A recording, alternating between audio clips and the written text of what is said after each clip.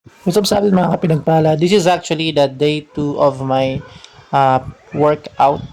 Ayan, so masakit, sore. Yung first day mo, sobrang sakit sa katawan, afternoon, and then itong pangalawang day, yung sakit na yun, dapat ilalaban mo talaga. Ayan, so I decided to work out 2 days consecutive, and then rest day ako ng 2 days din. Pero after ng workout ko, make sure ko na nagwo-walking ako at least 5k steps. Walking lang, hindi yung hindi yung malakas na cardio.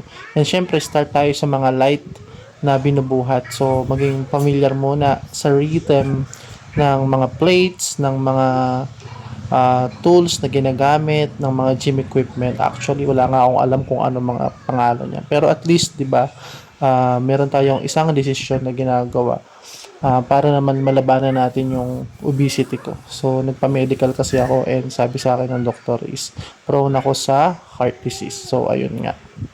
10k steps today. Let's go.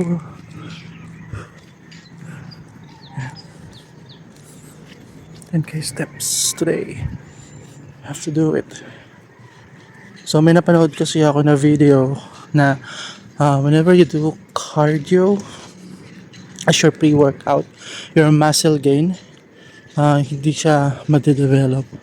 So it's either you do your cardio on your rest day of your workout or after ng workout mo.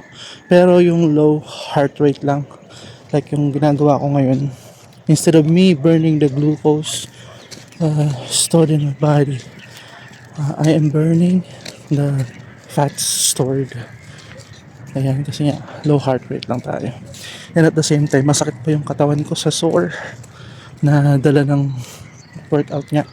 So, I need to rest my muscle for them para makarecover siya for at least 2 days or 48 hours. So, tomorrow, workout tayo. Kasi nakarest tayo ng 2 days na.